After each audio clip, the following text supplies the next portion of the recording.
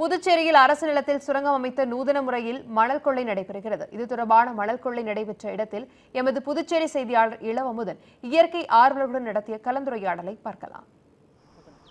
புதுச்சேரி சங்கராபரணி ஆற்றில் மணல் அள்ளுவதற்கு 144 தடை உத்தரவு போடப்பட்டிருந்தாலும் மணல் கொள்ளை என்பது அண்மையில் அதிகரித்து இருக்கிறது. குறிப்பாக சங்கராபரணி ஆற்றில் கொள்ளை நடந்ததை நம்ம அண்மையில் ஒளிப்பதிவுடன் சுட்டிக்காட்டியிருந்தோம். அதனைத் தொடர்ந்து நமக்கு பொதுமக்கள் கொடுத்த புகார் அடிப்படையில் ஒதியம்பட்டு என்ற பகுதியில் கிட்டத்தட்ட ஒரு பள்ளம் அமைத்து கிட்டத்தட்ட ஒரு அகழ் ஆய்வு பண்ணுவது போல பள்ளம் அமைத்து மணல் தொடுவதாக குற்றச்சாட்டு வைத்திருக்கிறார். இப்பொழுது நம்ம அந்த இடத்தில் தான் இருந்து கொண்டிருக்கிறோம். இந்த இடத்தின் பகுதியோட இடம் ஒதியம்பட்டு பகுதி. இங்கு நிலத்துக்கு நேராக 10 அடிக்கு மேலாக பள்ளம் தோண்டி அதன் உள்ளே 20க்கும் மேற்பட்ட அடி தூரத்திற்கு பள்ளம் ஏற்பட்டு மணல் அள்ளுகிறார்கள். இந்த மணல் அள்ளப்படும் மணல் மேலே கொட்டப்பட்டிருக்கிறது. நீங்கள் இதை நேரடியாக பார்க்க முடியும். இந்த மணல் இங்கே மேலே கொட்டப்பட்டிருக்கு. இதை ஒரு மாட்டு வண்டி மூலியமாக இதில் வைத்து இங்கிருந்து எடுத்து செல்கிறார்கள். இது கிட்டத்தட்ட அதாவது அரசாங்கத்தை தமிழக அரசை பொறுத்தவரை 7,000 8,000 என்று விற்கப்பட்டாலும் ஆனால் புதுச்சேரியில் 30,000 ரூபாய்க்கு இது விற்கப்படுகிறது.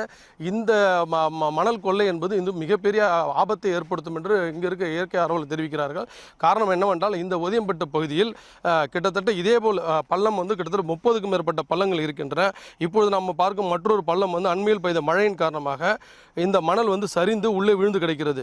இன்னும் இதே போல பள்ளங்கள் ஏற்படுத்தி மணல் திருடும் ஏற்பட்டால் இந்த பகுதி முழுவதாக எதிர்காலத்தில் இப்படித்தான் பள்ளம் வரும் என்பது இயற்கை ஆர்வலர்கள் குற்றச்சாட்டாக இருக்கிறது. புதுச்சேரியை பொறுத்தவரை மணல் அள்ளுவதற்கு தடை செய்யப்பட்டிருந்தாலும் இங்கு கொள்ளை என்பது மிகப்பெரிய பகல் இரவு என்று அனைத்து பகுதியிலும் பார்க்க முடிகிறது. இங்கு நம்ம பார்க்கும் இடங்கள் எல்லா இடத்துலையும் மணல் திருடி இருக்கிறாங்க. இந்த குற்றச்சாட்டை இங்கே வைப்பதற்கு நம்மிடம் வந்திருக்கிறாங்க இயற்கை ஆர்வலர்கள். அவர்கள் சொல்லும் குற்றச்சாட்டை என்னவென்று கேட்போம். ஐயா சொல்லுங்கள், இந்த இடத்த நேரடியாக நீங்கள் பார்த்துருக்கீங்க, என்ன நடந்திருக்கீங்க? அதாவது நாங்கள் தொடர்ந்து இந்த மணல் மாஃபியாவுக்கு எதிராக பல்வேறு போராட்டங்கள் நடத்தின்னு இருக்கோம். இதுக்கு இந்த அரசாங்கம் தடை உத்தரவு இருக்குது. மணலால் தடை சட்டம் போட்டிருக்காங்க. மணல் ஸ்குவாடுன்னு ஒரு ஸ்குவாடும் போட்டிருக்காங்க. காவல்துறையும் அதை கண்காணிக்கிறாங்க. ஆனால் இருந்தாலும் எதையுமே தடுத்த பாடு இல்லை. பல்வேறு நூதன முறையில் மணல் நடந்துன்னு இருக்குது. இந்த பகுதியை வெளியூரை ஒட்டியுள்ள ஒதியம்பட்டு பகுதி.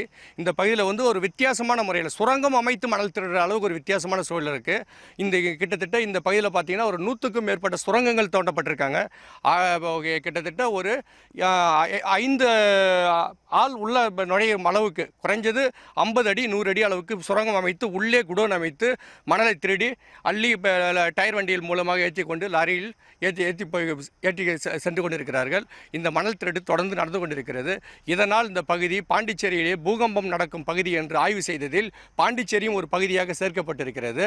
ஆனால் இந்தமாரி மணல் பூமிக்கு அடியில் நோண்டதால் நிலத்தடி நீரும் பாதிக்கப்பட்டு கடல் நீர் உள்புகரும் அபாயம் ஏற்பட்டிருக்கு, உள்புகுந்து விட்டது.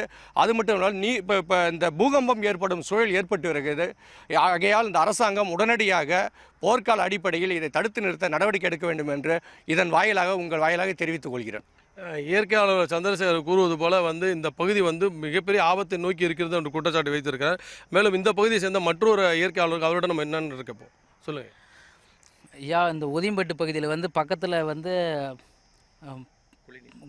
ஸ்கூல் ஒன்று இருக்குது, தனியார் ஸ்கூல் ஒன்று இருக்குது, ஃபேக்ட்ரி இருக்குது. பக்கத்தில் இந்த பகுதியில் மேம்பாலம் கட்டிகிட்டு இருக்காங்க. இந்த மாதிரி ஒரு சூழ்நிலை இங்கே சுரங்கம் அமைச்சு இந்த மாதிரி பள்ளம் தோண்டி மண்ணு திருடுறதுனால நாளடைவில் நிச்சயமாக இந்த பகுதி பள்ளத்தாக்கு பகுதியாக மாறி ஒரு பூகம்பம் ஏற்படக்கூடிய ஒரு சூழ்நிலையை நிச்சயமாக உருவாகும். ஆனால் இது அரசாங்கம் பார்த்து இதை தடுத்து நிறுத்தணும் உடனடியாக. அது மட்டும் இல்லாமல் இந்த மணல் கொள்ளையை தடுக்கும் விதமாக அரசாங்கமே இந்த மணலை கையகப்படுத்தி அரசாங்கமே விற்பனை செய்யணுன்றது தான் எங்களுடைய கோரிக்கையாக இருக்குது.